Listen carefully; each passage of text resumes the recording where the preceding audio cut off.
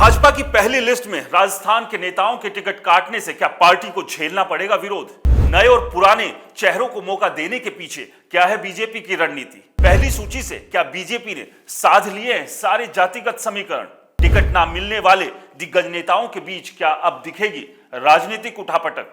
नमस्कार, मेरा नाम है राज के वर्मा और आप देख रहे हैं रिपोर्टर जी। अगर आपने चैनल को अभी तक सब्सक्राइब नहीं किया तो सबसे पहले चैनल को जरूर सब्सक्राइब कर लीजिए। बीजेपी ने राजस्थान में पिछली बार की टिकटों से लर्निंग ली है। पार्टी की पहली सूची में बेटे के नाम से वसुंधरा राजे की नाराजगी की चुनौती खत्म हो गई है। चूरू में जाट का टिकट काटकर जाट को ही दिया गया है। अलवर में सांसद बालकनाथ विधानसभा चुनाव जीतने के बाद यादव को ही टिकट देकर मैदान में उतारा गया है। वहीं दो केंद्रीय मंत्रियों को विरोध के सुर के बाद भी टिकट दिया गया है। इसमें जोधपुर से गजेंद्र सिंह शेखावत और बाड़मेर जैसलमेर से कैलाश चौधरी शामिल है। चौधरी तो 2 दिन पहले ही कह चुके थे कि उनकी गलतियों की सजा मोदी को ना दें।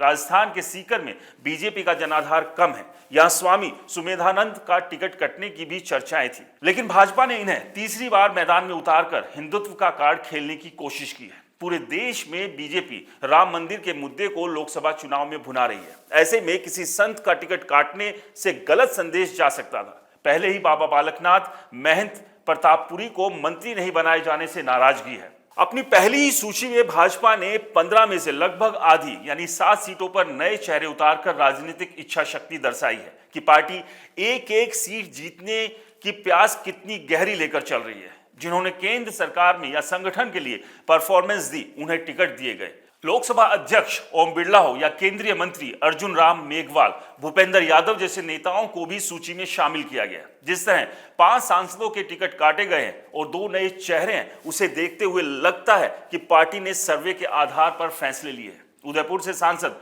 अर्जुन लाल मीणा का विरोध था। यहां पर ब्यूरोक्रेट मन्ना लाल रावत को टिकट दिया गया है। जातिगत समीकरण को साधने के मामले में कोई भी चुनाव हो, कोई पार्टी बड़ी जातियों को नाराज नहीं करना चाहती है। भाजपा की पहली सूची में जातियों का बैलेंस नजर आ रहा है। सबसे बड़ा वोट बैंक ओबीसी और इसमें शामिल जाट समाज है। ओबीसी की बात करें तो 15 में से 8 प्रत्याशी इस वर्ग से है और इसमें से भी 4 प्रत्याशी जाट समाज से आते हैं। वहीं ब्राह्मण, वैश्य, राजपूत समाज को एक एक सीट पर मौका दिया गया है। कुल मिलाकर 3 स्वर्ण कैंडिडेट हैं। वहीं SC ST से भी 2-2 टिकट दिए गए हैं। इस सब के बीच एक सवाल यह भी है कि पहली लिस्ट में बीजेपी ने जिन लोगों का टिकट काटा है, क्या ये कुछ राजनीतिक उठापटक कर सकते हैं? क्योंकि इन प्रत्याशियों के लिए राजस्थान में कांग्रेस सक्रिय हो गई है।